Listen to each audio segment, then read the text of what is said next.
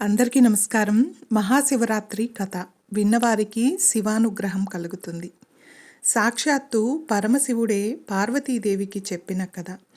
మహాశివరాత్రి అత్యంత పవిత్రమైన రోజు. ఆ మహాశివుడికి ఎంతో ప్రీతికరమైన రోజు. ఈ రోజున ఎవరైతే ఈ కథను భక్తి శ్రద్ధలతో వింటారో వారికి ఆ పరమేశ్వరుని అనుగ్రహం లభిస్తుంది.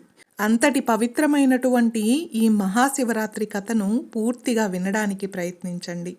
కథలోకి వెళ్ళే ముందు ఒక్క లైక్ చేసి ఓం నమః శివాయ అని కామెంట్ చేయండి. మీరిచ్చే చిన్న లైక్ నా ఛానల్ గ్రోత్కి ఎంతో సహాయపడుతుంది. ఇక కథలోకి వెళ్ళిపోదాం. ఒకనాడు కైలాసంలో మేరు పర్వత శిఖరంపై పార్వతీ పరమేశ్వరులు సుఖాసీనులై ఉన్నారు. ప్రశాంతమైనటువంటి ఆ వాతావరణంలో పార్వతీదేవి తన మనసులోని సందేహాన్ని పరమశివునితో ఇలా చెప్పింది. స్వామి, భూలోకంలో మానవులు ఎన్నో పాపాలు చేస్తూ ఉంటారు కదా, మరి వారు పాపాలను ఎలా పోగొట్టుకోగలరు? ఏ వ్రతం చేస్తే వారికి మోక్షం లభిస్తుంది? ఏ వ్రతం అంత పవిత్రమైనది? దయచేసి నాకు తెలియజేయండి అని పార్వతీదేవి ప్రశ్నించింది. అప్పుడు ఆ బోలాశంకరుడు చిరునవ్వుతో ఈ విధంగా బదులిచ్చాడు. దేవి, మహాశివరాత్రి వ్రతం అత్యంత పవిత్రమైనది. మాఘమాస బహుళ చతుర్దశి నాడు ఈ వ్రతాన్ని ఆచరించాలి.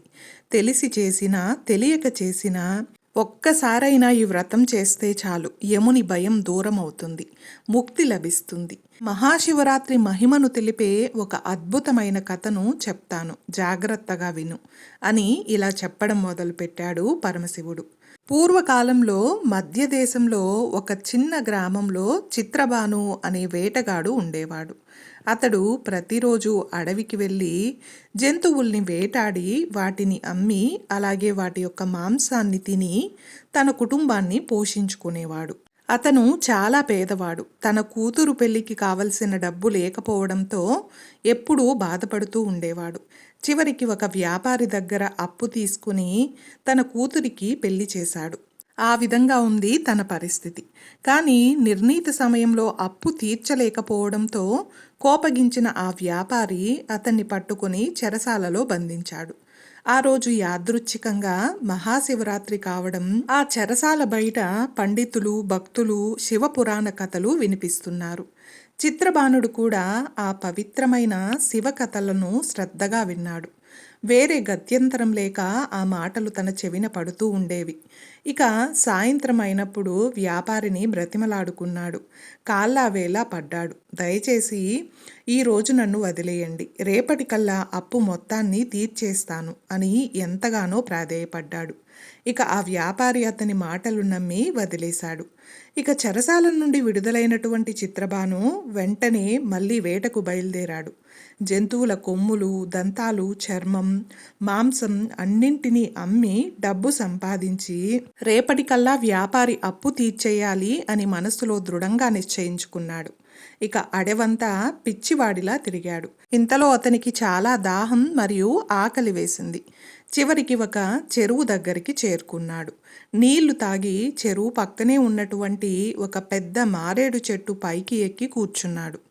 ఓహో, ఇక్కడ కూర్చుంటే ఖచ్చితంగా జంతువులైతే వస్తాయి. జంతువులు నీళ్లు తాగడానికి వచ్చినప్పుడు వాటిని వేటాడడానికి ఇదే మంచి ప్రదేశం అని ఆ విధంగా తన మనసులో అనుకున్నాడు. సమయం కోసం ఎదురు చూస్తూ కూర్చున్నాడు. కానీ తనకు తెలియకుండా ఆ చెట్టు కింద ఒక శివలింగం ఉంది. ఆ విషయం నిజంగానే అతనికి తెలియలేదు.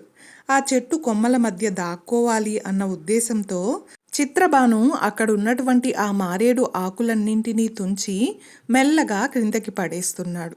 అతనికి తెలియకుండానే ఆ మారేడు ఆకులు శివలింగం మీద ఒక్కొక్కటిగా పడుతూ ఉన్నాయి. అది కాస్త పరమశివునికి బిల్వార్చన అయింది. మారేడు దళ పూజ అయింది. కాసేపటికి చీకటి పడింది. రాత్రి వేళ అయింది. అప్పుడే ఆ నీటి వద్దకు ఒక గర్భిణీ జింక నీళ్లు తాగడానికి వచ్చింది. ఇక చిత్రబాను వెంటనే బాణాన్ని గురిపెట్టాడు. ఆ విషయాన్ని గ్రహించినటువంటి ఆ జింక ఆ వేటగాన్ని వేడుకుంటూ ఈ విధంగా అంది. ఓ వేటగాడా, నేను గర్భిణిని. నేను కొద్దిసేపట్లో నా బిడ్డకు జన్మనిస్తాను. నన్ను చంపితే 2 అమాయక ప్రాణాలు పోతాయి. నీకు మహాపాపం కూడా తగులుతుంది. దయచేసి నా బిడ్డను కనే వరకు ఆగు. నా బిడ్డను కన్నాక మళ్ళీ వస్తాను. అప్పుడు నన్ను చంపు. నీ దగ్గరికి తప్పకుండా నేను వస్తాను అని ఆ జింక మాటిచ్చింది. ఆ మాటలు విన్నటువంటి వేటగాడికి తన హృదయంలో జాలి కలిగింది. సరే వెళ్ళు, కానీ వెంటనే తిరిగి రావాలి అన్నాడు. ఆ జింక కూడా సరేనంటూ వెళ్ళిపోయింది. కాసేపటికి మరో జింక అక్కడికి వచ్చింది. మళ్ళీ చిత్రబాను బాణాన్ని సిద్ధం చేశాడు. ఆ జింక కూడా మళ్ళీ తనతో ఈ విధంగా మాట్లాడింది. వేటగాడ, నేను నా భర్తను వెతుక్కుంటూ ఇక్కడికి వచ్చాను. అతను ఎక్కడికి వెళ్ళాడో తెలియడం లేదు. నేను వెళ్ళి అతన్ని కలిసి వస్తాను. దయచేసి నా కోసం కాసేపటి వరకు వేచి ఉండు అంటూ ఆ వేటగాడిని వేడుకుంది. ఆ వేటగాడి హృదయం మరింత కరిగింది. సరే వెళ్ళు, కానీ ఇచ్చిన మాట మాత్రం తప్పకూడదు అని కోపంగా అన్నాడు. ఇక ఆ జింక కూడా అక్కడి నుంచి వెళ్ళిపోయింది.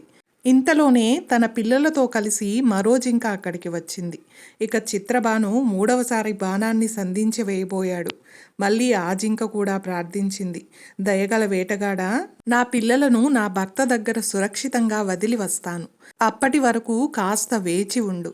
పంచభూతాల సాక్షిగా ప్రమాణం చేస్తున్నాను. నన్ను నమ్ము. తప్పకుండా తిరిగి వస్తాను అని వేడుకుంటుంది. అయితే ఇప్పటికే 2 జింకల్ని ప్రాణాలతో వదిలేసిన చిత్రబాను ఆలోచనలో పడ్డాడు. నాకు కూడా భార్యాపిల్లలున్నారు కదా, వాళ్ళు కూడా ఆకలితో ఉన్నారు. ఇప్పుడు నిన్ను కూడా విడిచిపెట్టేసినట్లయితే నేనేమి తినాలి అని మనసులో అనుకుంటాడు.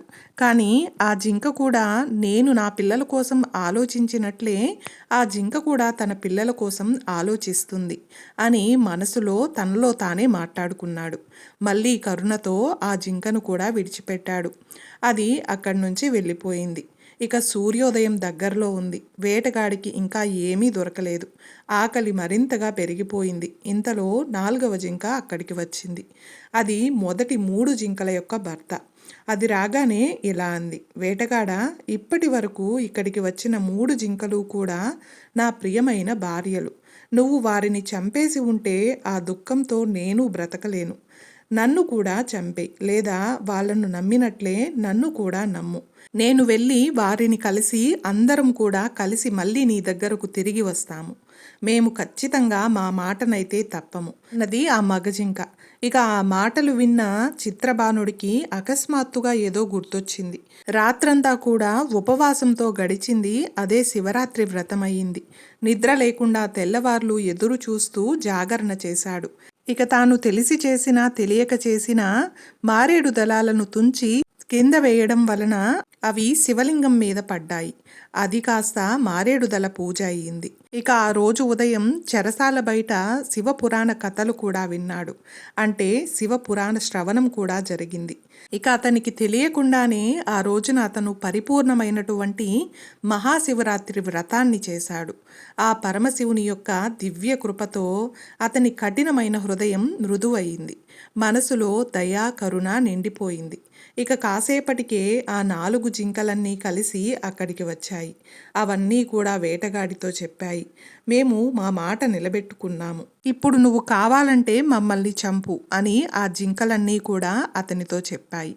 ఆ జింకల మధ్య ఉన్న అపారమైన ప్రేమను, మాట మీద నిలబడే స్వభావాన్ని, కుటుంబం పట్ల వారికున్న మమకారాన్ని, వీటన్నింటినీ చూసి చిత్రబానుకు పూర్తిగా జ్ఞానోదయమైంది. అతని కళ్ళ నుండి కన్నీళ్లు కారాయి. హృదయంలో ఉన్నటువంటి హింసాభావం పూర్తిగా తొలగిపోయింది. వెళ్ళండి, నేను ఇకపై ఎప్పుడూ కూడా ఏ జంతువును హింసించను.